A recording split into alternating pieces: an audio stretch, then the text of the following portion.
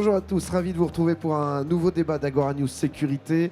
Aujourd'hui, on va parler de sûreté et plus exactement de sûreté avec le projet ITER, avec Christophe Ramu. Bonjour Christophe. Bonjour. Merci d'être sur notre plateau.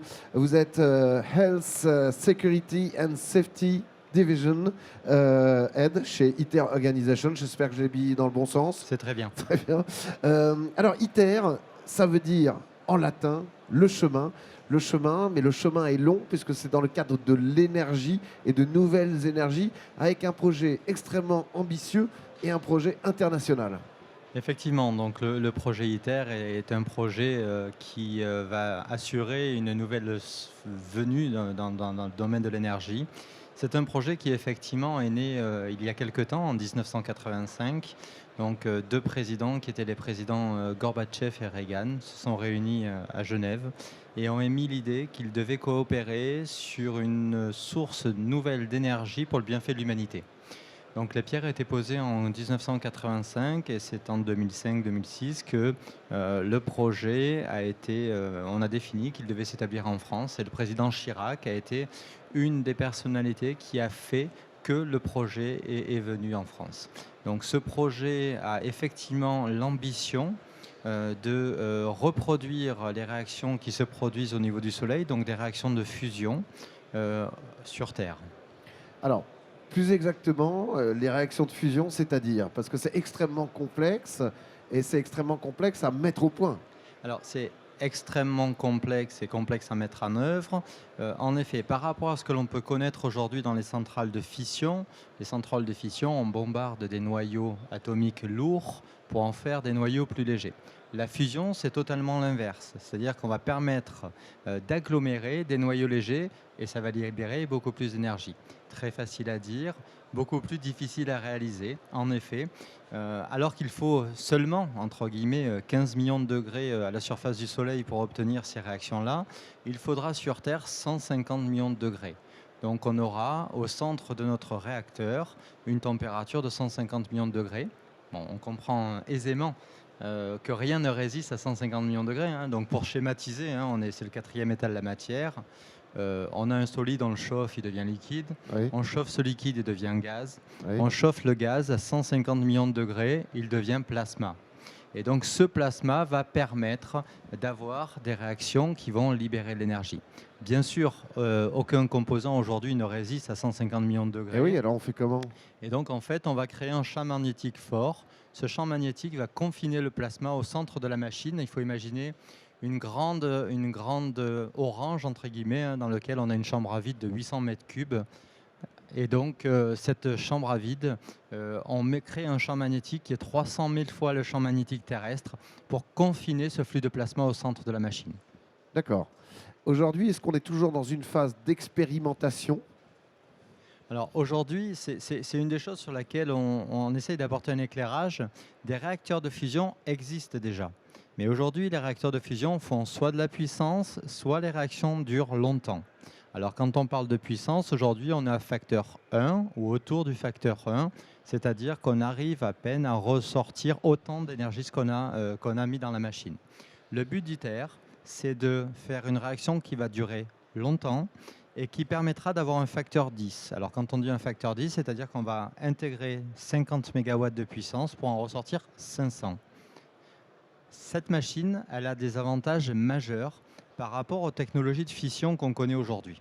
Ces avantages majeurs, c'est pas de déchets haute activité à vie longue. Et donc ça, vous savez, c'est quelque chose qui est primordial. C'est qu'aujourd'hui, on ne sait pas que faire de certains de nos déchets. Et donc, ITER ne produira pas de déchets haute activité vie longue. Un deuxième avantage majeur, c'est le pas de risque d'emballement et de réaction secondaire de type effet Fukushima ou autre, puisque obtenir du plasma, c'est très dur et la moindre perturbation va arrêter la réaction. L'arrêt de la réaction fera que la chaleur sera évacuée et en fait, on aura une enceinte qui sera vide à l'intérieur. Donc, pas de risque d'effet secondaire. Pour l'être humain. Tout à fait. D'accord. encore une fois, l'avancée, on en est où? Est-ce que c'est opérationnel? Est-ce qu'on a, si ce n'est pas encore le cas, est-ce qu'on a une idée de quand ça pourrait l'être? On a une idée très précise, hein, puisqu'on a un planning qui a été établi, que l'on suit, très strictement. Et donc, en fait, le premier plasma sans matière nucléaire aura lieu en décembre 2025. Le D'accord, but, c'est vérifier que la machine est fonctionnelle. Donc, pour ça, on a identifié les bâtiments cœur, les bâtiments nécessaires à cette réaction-là. Et des réactions sans matière radioactive, on en a déjà dans un réacteur qui est à proximité, qui s'appelle Torsupra, qui est au CEA Cadarache. Et après, donc décembre 2025, on vérifie. Après, on a plusieurs autres jalons pour arriver à la réaction nucléaire, où là, on fera intervenir des matières radioactives en 2035. Et d'accord. 2035, on expérimente cette nouvelle machine. Alors, vous avez parlé des États-Unis et de l'URSS, de l'Union soviétique, qui sont à l'aune de ce projet. Ensuite, de la France, grâce à Jacques Chirac. Mais il y a d'autres pays qui se sont associés à ce projet d'envergure. Oui, alors bon, la France est intégrée dans l'Europe. Ouais, Nous avons 7 partenaires qui sont la Corée, la Chine, les États-Unis, la Russie, le Japon donc ces partenaires-là, et l'Inde, pardon. Et donc ces partenaires-là se sont associés, cela représente plus de la moitié de la population mondiale réunie autour de ce projet. donc chacun apporte ses techniques, ses talents, En fait, c'est également un des axes de communication qu'on essaye d'apporter à la majorité des personnes. On a l'impression qu'ITER vient comme ça, sans aucune machine qui fonctionne. Il faut savoir que chez chacun de nos partenaires, on a au moins une machine de fusion qui fonctionne. Et donc, chaque pays amène sur le projet ITER les meilleurs de ses chercheurs. en France. En France, dans le sud-est de la France, à proximité d'Aix-en-Provence. Alors, vous êtes le patron de la sécurité et de la sûreté de ce projet ITER. Ça correspond à quoi? Quels sont à quoi vous devez faire attention? Quels sont les risques? Comment vous organisez au sein Alors, d'ITER à ce niveau-là? Pour définir ITER, déjà on est en extraterritorialité, donc on est assimilable à une ambassade, hein, Ah oui? donc on a 180 hectares de terre qui ont été donnés à l'organisation internationale. D'accord, Pour autant, l'ensemble des entreprises intervenant sur le site ITER doit respecter le droit français. d'accord, Donc ce sont les postulats de base. Aujourd'hui, nous avons 850 salariés de l'organisation, à peu près le même nombre de sous-traitants et 2000 personnes sur le chantier. Donc les risques que l'on a à couvrir aujourd'hui sont les risques d'une construction, hein, et d'un grand chantier de BTP, à la fois en santé, sécurité et en sûreté. d'accord. Donc ce qui peut paraître facile, en disant ben oui, décembre 2025, on a un peu de temps pour mettre en place des éléments de sûreté, est en fait quelque chose qui peut devenir une contrainte pour plusieurs raisons. La première, c'est que 2025, c'est long, mais en même temps, c'est demain. Donc, c'est en ça où il faut qu'on soit prêt au bon moment. Mais en même temps, 2025, c'est loin en termes de sûreté. On se projette à 6 ans. 2035, pardon, on se projette à 16 ans. Mais pour autant, aujourd'hui, on met en place les mesures constructives. C'est-à-dire qu'en fait, on va dimensionner les bétons, on va dimensionner les salles pour qu'elles puissent résister à des scénarios qu'on aura à prendre en compte dans le futur. Aujourd'hui, on a une menace qui est une menace relativement faible, diffuse, qui sont celles des chantiers. Mais pour autant, il ne faut pas qu'on oublie que dans 16 ans, on recevra des matières nucléaires et donc on doit être au rendez-vous en termes de sûreté, donc élever notre niveau de sûreté. Pour ça, on a mis en place un planning qui colle au planning de construction et qui amène les éléments de sûreté au juste moment où on a le besoin. Et c'est en ça où en fait on doit être cohérent sur notre approche, c'est d'avoir les éléments de sécurité au juste moment pour qu'ils soient là et pas en retard, mais aussi pour qu'ils ne soient pas obsolètes si on les a installés beaucoup plus tôt. Bien sûr. Quand vous parlez d'éléments de sûreté, des exemples? Bah, notre équation de sûreté, elle repose sur plusieurs piliers qui sont les moyens techniques, les moyens organisationnels et les moyens humains. Ouais. Aujourd'hui, on a d'ores et déjà de la détection, on a déjà des clôtures, on a déjà du contrôle d'accès, des caméras, tout ce qu'on peut retrouver sur APS. Pour autant, il ne faut pas qu'on oublie que Les besoins d'aujourd'hui sont des besoins de maîtrise de l'accès de la zone. Et demain, on va descendre beaucoup plus en profondeur sur la protection de zones dans les zones. Et en ça, en fait, C'est-à-dire? on a un empilement. C'est-à-dire qu'aujourd'hui, ben, vous avez une zone administrative. Demain, vous aurez une zone nucléaire. Et dans cette zone nucléaire-là, vous aurez encore des locaux qui seront encore plus difficilement accessibles. Le but étant de mettre en place des moyens de retardement afin de permettre aux autorités de venir en cas d'agression, par exemple. Alors justement, là, on est dans le côté sécurité. En cas d'agression extérieure, quels sont les risques? Bah, les risques sont définis en relation avec les autorités françaises, hein. Donc, les scénarios de menaces évoluent. Et là Ouais, aussi, il faut qu'on prenne en compte les menaces actuelles, ouais. mais aussi qu'on ait un benchmark sur quelles sont les menaces futures et comment on peut commencer à appréhender ces menaces futures pour mettre en place des éléments qui peuvent permettre de répondre à ces menaces-là. On parle beaucoup également d'éléments de sécurité qui viennent nous aider dans le futur. On le voit dans ce salon. Vous avez des drones, par exemple, qui Ouais. peuvent être des moyens.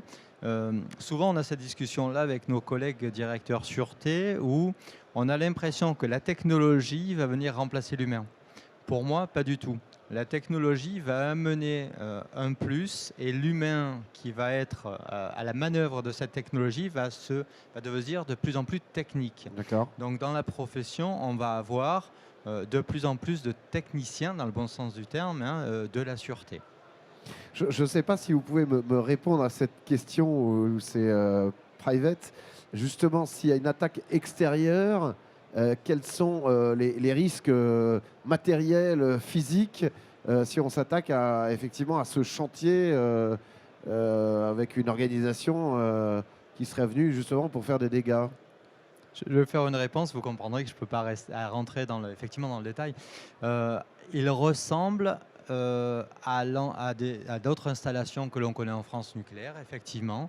Donc les scénarios sont très clairs dans ce à quoi on doit répondre. D'accord. Et pour nous, c'est une force, ce dialogue avec l'État français, à la fois dans quelles sont les menaces, parce qu'en fait, c'est la donnée d'entrée, hein, de notre équation. Oui. Et quels sont les moyens techniques, organisationnels et humains que l'on va mettre en face pour y faire face? Et c'est bien souvent pas une seule typologie de moyens, mais l'association de ces trois axes qui vont nous permettre de répondre aux attentes du gouvernement et à nos attentes propres pour nous défendre. En termes donc de sûreté et de sécurité, vous avez une équipe intégrée dédiée à ça au sein du projet? On a à la fois une équipe intégrée, hein, Qui qui est cœur de métier. Combien de personnes? On a à peu près une douzaine de personnes en interne propre, hein, à la fois dans la sûreté et la sécurité. On monte même à une quinzaine. D'accord. On a un plan d'action également pour monter effectivement un ramp-up, Au hein, fur et à mesure. au fur et à mesure de l'activité. Et après, on sous-traite certaines zones d'activité comme le gardiennage, Ouais. par exemple. Aujourd'hui, on a un contrat et on est assez observateur, je dirais, de l'évolution du métier, D'accord. puisqu'on sait qu'à un moment particulier, on envisagera peut-être d'avoir des agents armés ou des choses comme ça, mais on se projette environ à l'accueil des matières. Donc on aura un peu de retour d'expérience sur ça. Donc actuellement, vous faites appel à des sociétés de sécurité privée extérieures pour intervenir. Donc on a des... Alors non, on fait appel à des sociétés de sécurité privées Ouais, pour l'accueil, le filtrage ouais. et pour les rondes. Donc ils sont internes, ils sont à l'intérieur d'ITER. Au-delà de ça, pour l'intervention, on a des protocoles et des accords avec les forces françaises de sécurité. D'accord. Mais j'imagine qu'à terme, vous allez donc, comme vous le disiez, faire appel à d'autres métiers liés aux entreprises de sécurité privée. On parlait des drones, ça peut être effectivement, voire pas de la reconnaissance faciale, des choses comme ça. Tout à fait, tout à fait. Moi, je suis venu sur APS effectivement pour observer l'évolution de la technologie autour du métier. Pourquoi? Parce que on voit des éléments précurseurs que sont les drones, on en a parlé, que sont la reconnaissance faciale, le suivi de foule, la détection de comportements qui ne seraient pas des comportements normaux, Oui. qui vont aider nos opérateurs à anticiper, puisque le but est bien de détecter au plus rapidement possible une potentialité d'actes malveillants. Votre relation avec les forces de l'ordre, quel type de forces de l'ordre interviennent ou sont en lien avec vous? On a des relations à l'ensemble des niveaux, qu'ils soient locaux, régionaux ou nationaux. Donc avec les forces locales, on entretient une relation, je dirais, hebdomadaire, hein, dans le cadre de, je dirais, des rondes, de la prévention, de la détection de signaux faibles. On a des relations très régulières, que ce soit avec la police, la gendarmerie, la DCRI. Donc voilà, on a de très, très fréquentes relations. Quand on passe à l'échelon régional ou national, là on passe sur des axes stratégiques que sont la définition, l'évolution de la réponse. Et sur les forces régionales, j'ai oublié, mais bien sûr, il y a les forces d'intervention que sont le RAID ou le GI qui pourraient potentiellement intervenir dans le cadre d'un événement. Est-ce que comme pour les centrales nucléaires, il y a un service spécialisé de la gendarmerie qui est déjà là, sur place? Alors, il existe sur les centres EDF, hein, ça s'appelle les PSPG. Hein, donc, ils existent sur. C'est un modèle qu'a choisi EDF. Oui. Le CEA a choisi un autre modèle. Ils ont leur propre force interne. Voilà. Nous, on regarde un petit peu quels sont les avantages de chacun des modèles. Sachant qu'en tant qu'organisation internationale, bon, on regardera comment on peut faire évoluer notre réponse de la menace. À ce propos, en tant qu'organisation internationale, est-ce que justement les autres pays qui sont dans ce projet interviennent en termes de sécurité et de sûreté? Ont-ils leur mot à dire ou ça reste exclusivement lié à la loi française et donc intervention de services privés ou publics français? Alors on a un accord siège, hein, qui nous lie avec le gouvernement français. Cet accord siège, il a un article qui est très important, c'est l'article 14. Et l'article 14 dit que l'organisation internationale doit respecter l'ensemble des règles liées à la sûreté nucléaire pour D'accord. assurer un haut standard de construction du projet et de suivi. Dans la protection de l'environnement, des règles de santé et sécurité, donc le code du travail s'applique, mais également la protection contre les actes de malveillance. Donc en fait, on doit, en tant qu'organisation internationale, respecter le droit français. D'accord. Donc on a un gros travail éducatif. Ouais. Et- Parce que et- chacun fonctionne différemment, hein. Tout à fait, chacun fonctionne différemment. On s'aperçoit que quand même l'appréhension de la sécurité est un petit peu différente en fonction des nationalités et des attentes également. Donc on a un travail éducatif fort pour définir quels sont les risques, comment on s'en protège et ce qui est mis en place à ITER. C'est très très bien accepté par nos salariés. D'accord. Donc c'est la loi française, mais c'est payé par tout le monde en termes Oui, de tout à fait. sécurité et de sûreté. Tout à C'est fait. ça. C'est ça. Comme C'est ça que bien ça ça. fonctionne. C'est tout ça. Et donc avec une montée en puissance au fur et à mesure des objectifs et des deadlines que vous nous avez fixés tout à l'heure. Tout à fait. Tout à fait. Vous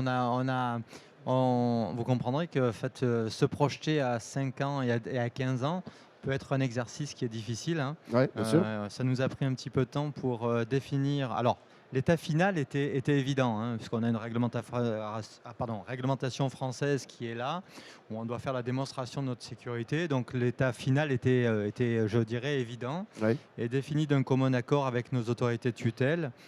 C'est les jalons, en fait, qu'il a fallu définir. Certains les ralentir, puisqu'on n'en avait pas vraiment besoin au moment où ils étaient prévus initialement. D'autres, au contraire, les accélérer.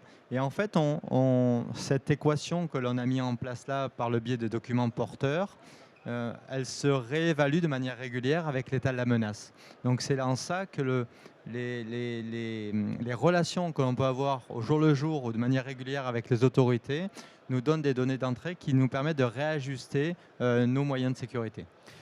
Pour terminer, Christophe Ramu, en lien justement avec ce projet ITER, qu'est-ce que vous avez découvert sur ce salon APS qui vous a interpellé, qui vous a intéressé dans le cadre du développement de ce projet?